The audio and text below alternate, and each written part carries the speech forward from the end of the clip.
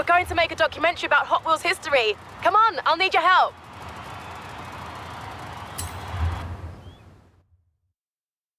So, where's our special guest? The Hot Wheels expert? Haven't figured it out yet, have you? Get in.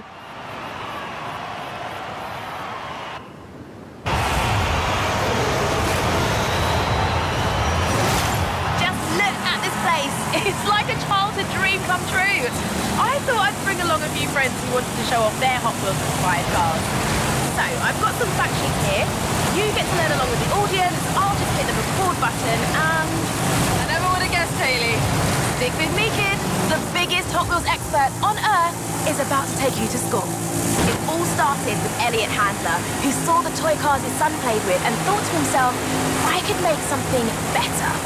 You see, right from the very beginning, Elliot envisioned a toy car that looked cool and rolled fast, making it that much more fun to play with. At the time, there was nothing out there like that. Handler brought in former rocket engineer Jack Ryan and General Motors car designer Harry Bradley to help. And between them, they made the first 16 cars, known as the Original 16. Jack's team developed the stainless steel axles and Delrin hubs that allowed the cars to roll super fast, while Harry made them look super eye-catching. Harry and Jack's contributions became the pillars of Hot Wheels, performance and design. The first car off the production line was a custom Camaro, but not like the one you're driving right now. Ah, I see what you did there. Yeah! And another of the Original 16 was the custom Fleetside, based on Harry's custom Chevy El Camino. Most of those early designs were inspired by hot rods and muscle cars, which were popular in California car culture at the time. After Harry Bradley, more designers joined the team, like Ira Guilford from Chrysler, who did the Twin Mill, and Larry Wood from Ford, who designed the original Bone Shaker. But right from the beginning, they were designing cars to do one thing above all: roll really, really fast on plastic tracks. Wow, you've done your research. Research? I memorized this stuff when I was 6 years old.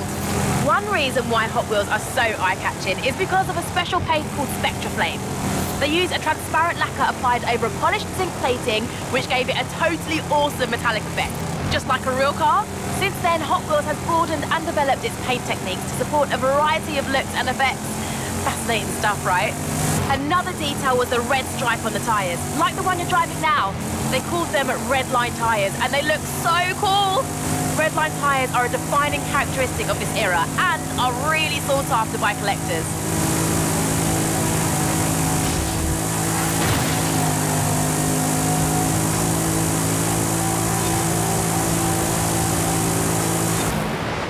Nice drive. Here, take the Nash Custom 1957, winner of the Legends Tour 2019. Thanks, Hayley. Let's do this again soon.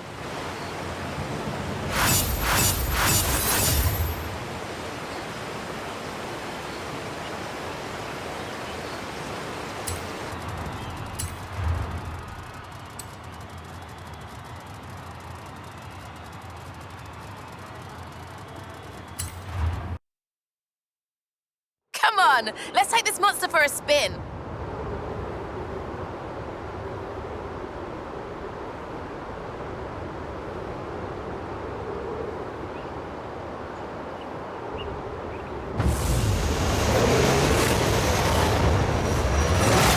Careful!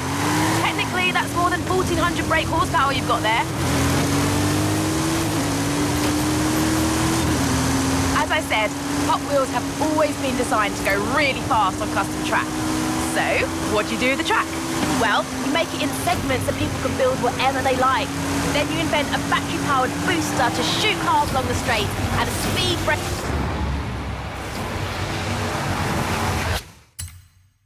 to slow them down for tight turns. You can even tune how fast the booster will propel the cars. But why stop there? Loops, jump ramps, bank turns, gravity drops, trestle bridges, chicanes, crossovers, lap counters, multi-lane, side-by-side racing launchers. All fully compatible, of course. That's just good engineering. They even made an auto shop with a working dyno and a teeny tiny oil can and wrench to tune up your cars. I played with it. It was nice. So, why is the track orange? It's like bright orange. Can't argue with that.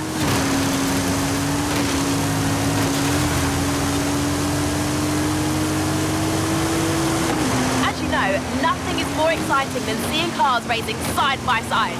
Hot Wheels made loads of accessories for this, including launchers for the start line, speedometers to clock the speed of passing cars, and finish gantries that can show which car has won. No cheating allowed. In the 70s, there were dedicated multi-lane track pieces, including the Fat Track, which was 3 lanes wide and had no dividers for risky overtakes.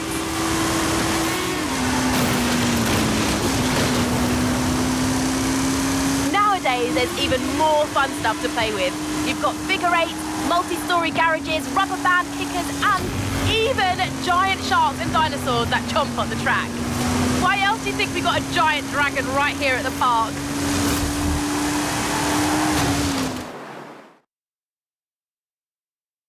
So, why make your cars go really fast on plastic track? I give up. Why? So they go further when they jump off the end, of course. Come on, let's go.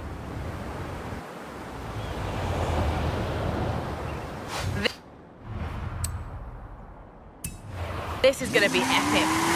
I'm riding along with you for this bit.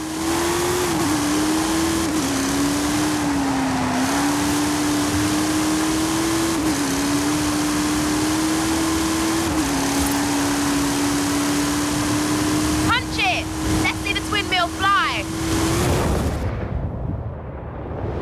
Oh yeah! Off the end of the track.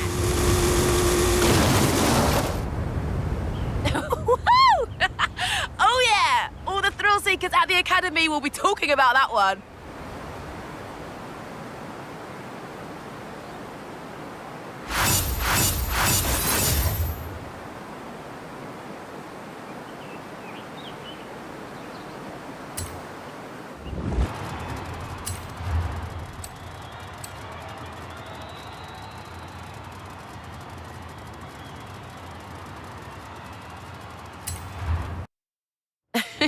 You're probably wondering what all this snake and mongoose talk is about, right? You take the yellow car, I'll take the blue. I'll explain along the way.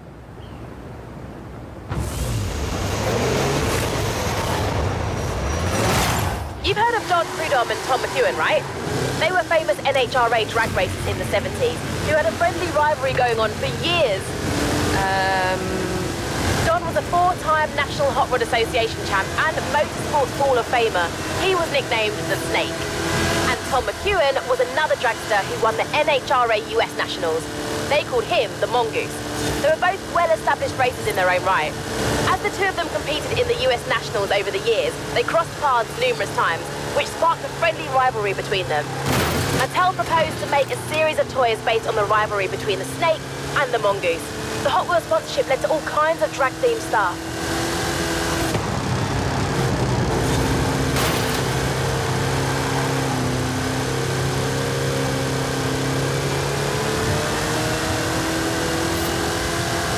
Hot Wheels came out with all kinds of new lines back then.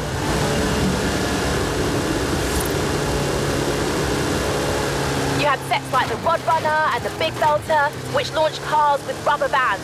The Big Belter could even detect jump starts, which is pretty cool, right?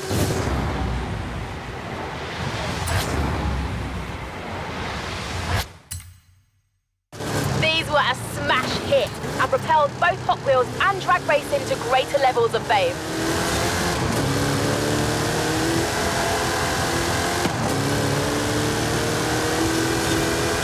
Weights were designed to go faster on gravity drops, and Sizzlers had little battery-powered motors, so you didn't need a launcher.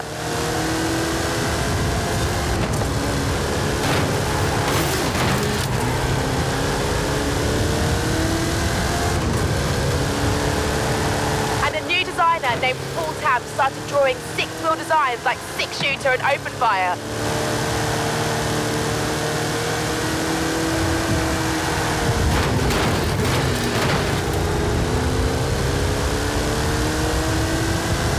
Didn't stop there. There were loads of other innovations like tampo printed patterns on the cars, which no one else was doing.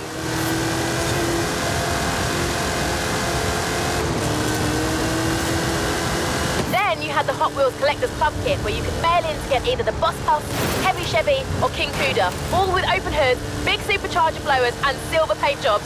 Oh, so cool. Wish I'd been around back then.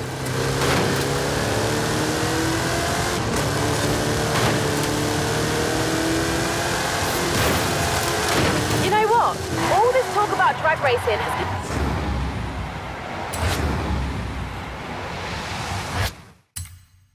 given me an idea.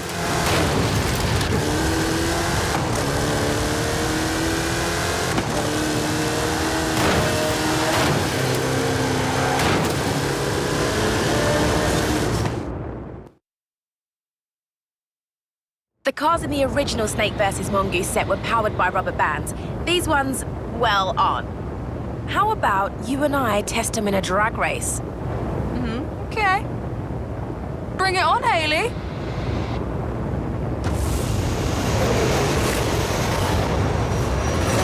Time to see if that snake has a bite.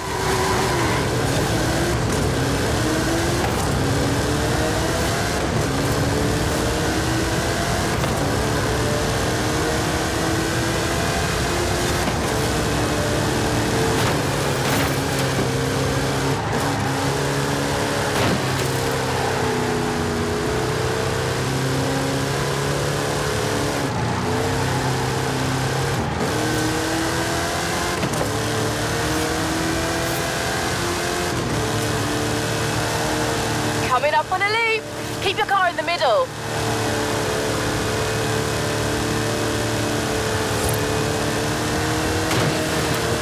Upside down racing is the best kind of racing.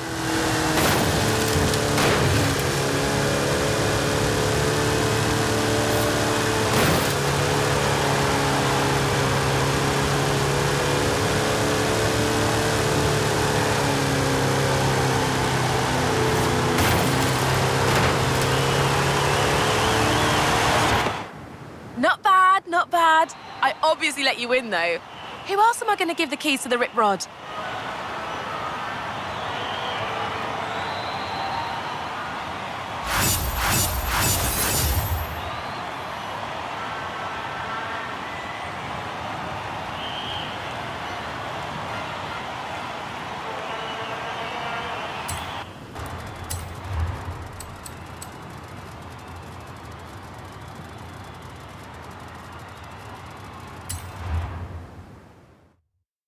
Hey, you'll be doing all the driving for this one. Here, take the keys and I'll be on the radio.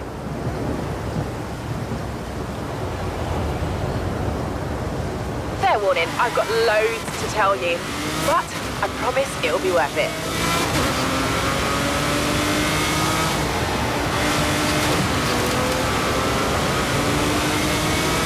Right, so the 80s were known as the Black Horse era because the previous redline tyres with a red pinstripe were discontinued in 1977. Then there were hot ones with thinner axles, ultra hot with a new wheel design, real riders with actual rubber tyres. Those are pretty popular.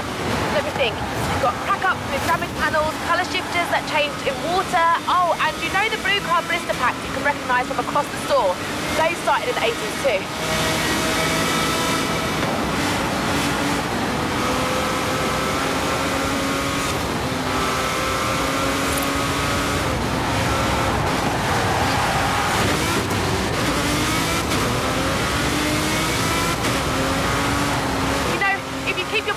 You can mail them in and redeem them for bonus cars. I didn't know that. Cool, well, now you know that.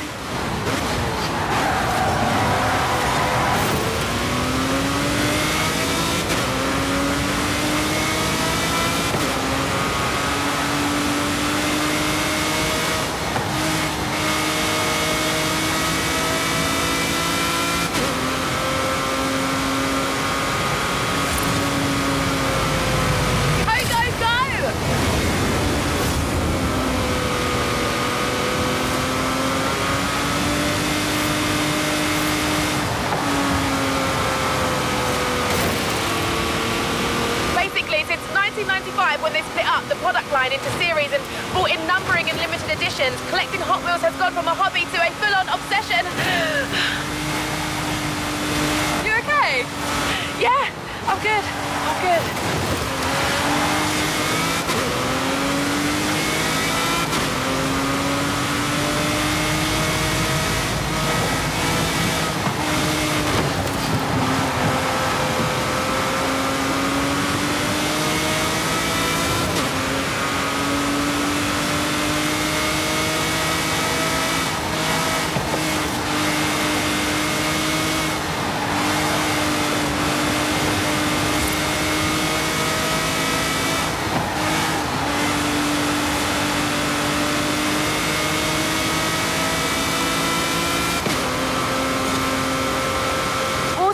Wheels era, Mattel bought Tyco Toys in '97, makers of the Matchbox brand of toy cars. This brought all the miniature toy cars under one big roof.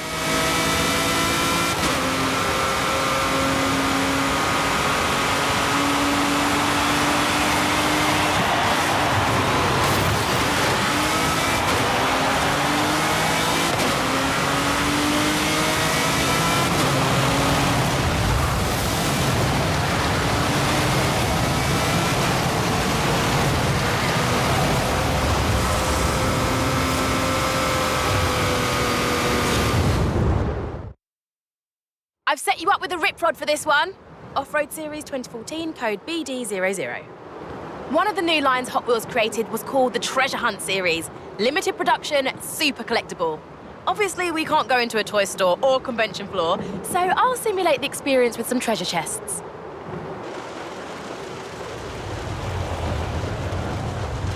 Go find that treasure! Collect them all!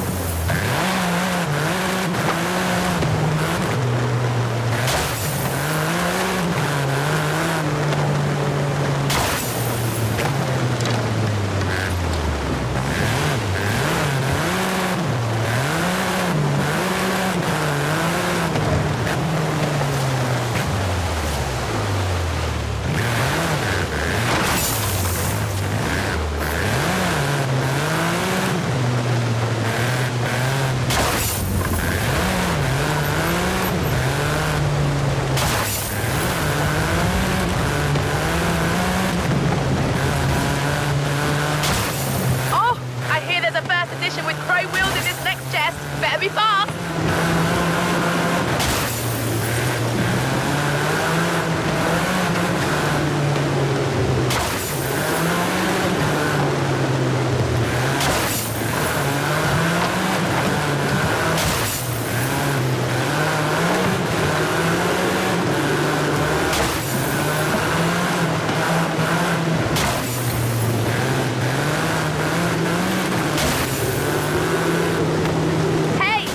There might be a Pearl Diver paint edition up for grabs next. See? This is my whole life!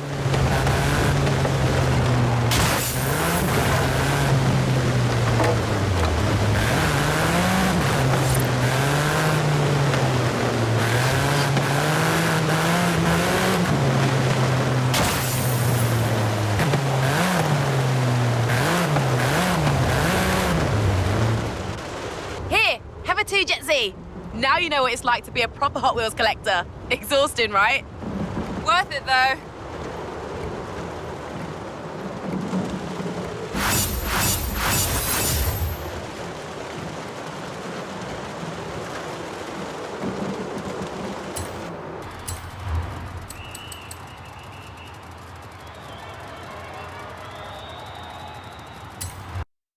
I've always had a soft spot for the Bone Shaker.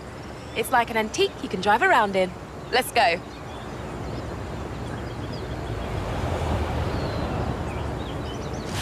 Oh, did I tell you about the Hot Wheels 50th anniversary back in 2018?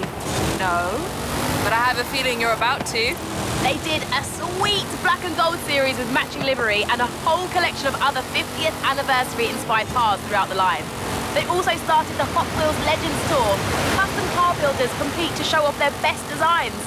Then Hot Wheels picks the best one and makes it into a 1:64 scale toy. That's how we ended up with the 2 Jet Z, Nash Metropolitan and Custom Trans Am.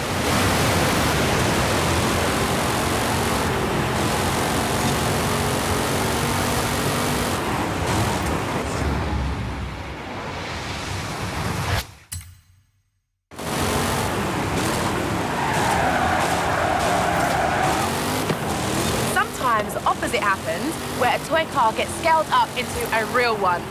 Hot Wheels have made more than 20 full-scale cars and used them to break 3 world records with actual corkscrew jumps and double loops. It's wild.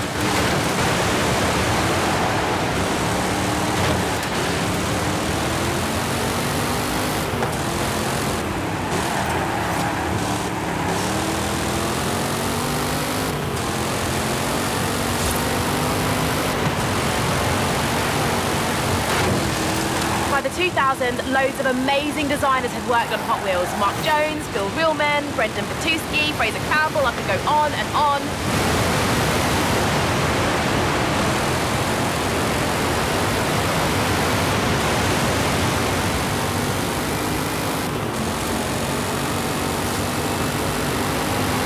Between them, they made loads of creative casting designs.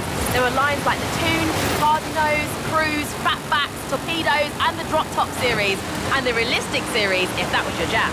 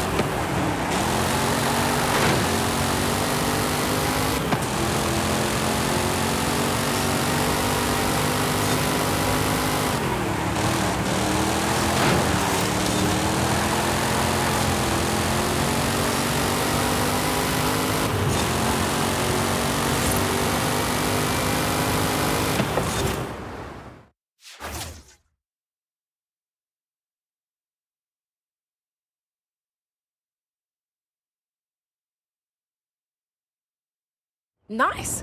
Now, let's shake up that bone shaker a bit, shall we?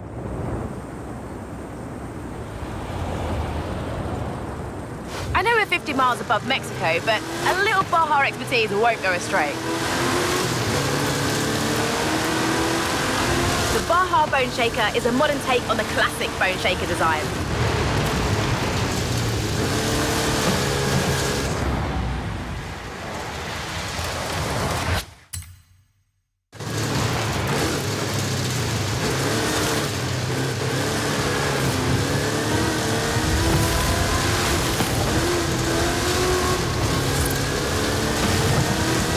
Have done heaps of cool stuff outside of model cars as well.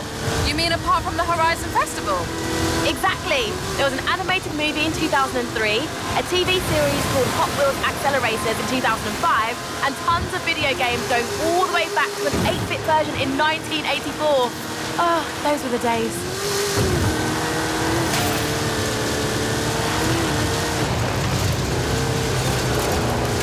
And get this. Back in 2014, they hooked up with the University of Southern California to develop speedometry, an educational curriculum to teach kids science and maths. Seriously? I know. And there's me, stuck in a university lecture on advanced analytics with no toy cars or anything. So unfair.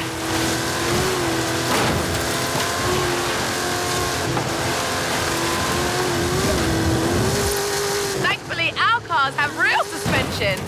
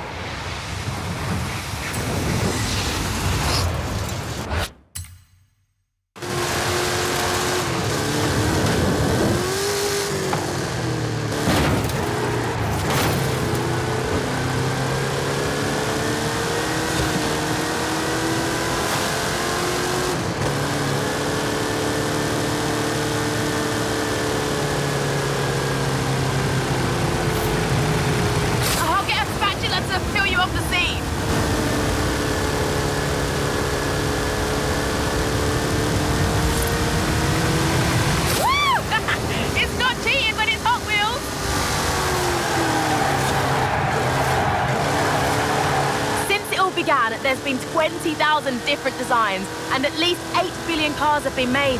Impressive, right?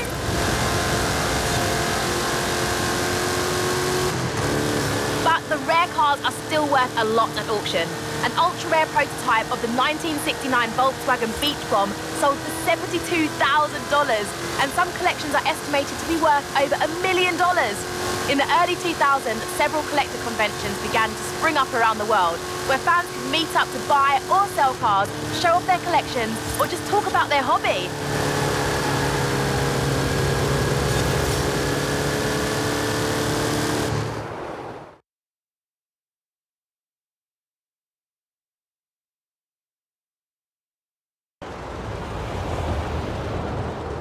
I figured we could finish the documentary in style with an epic stunt run in this beast.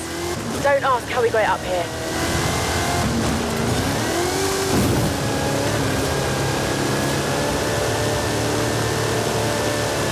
So, what fun facts have you got on this thing?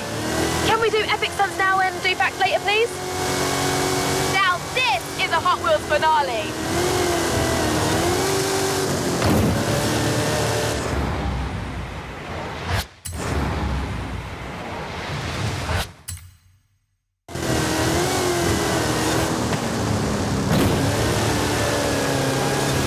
Okay, fine. In 2018, Hot Wheels launched its Hot Wheels Monster Trucks toy line, and an exciting live event came a year later. This line has both amazing original designs and monster truck versions of classics like the Bone Shaker and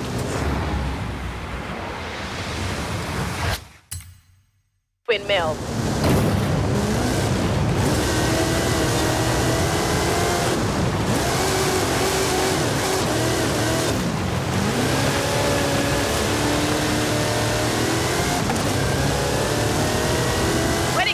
Trucks and skill chains, bigger is better.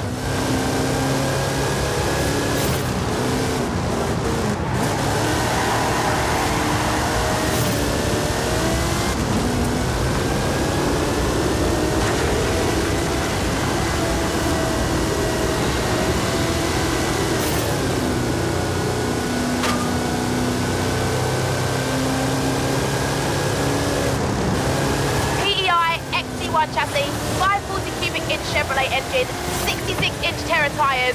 It's a beast! Anyway, stunts please.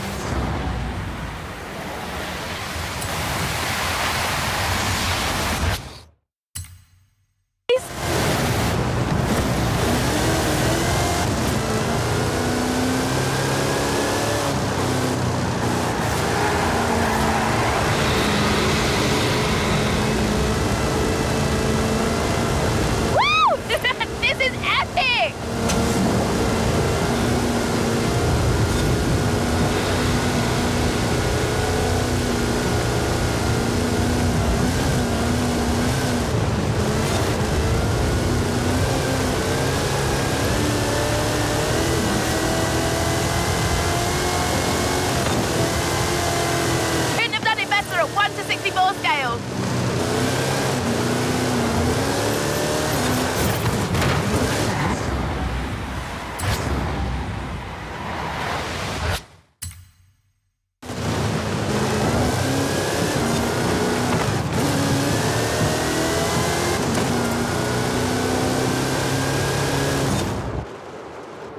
Yeah, that was a suitably epic finale.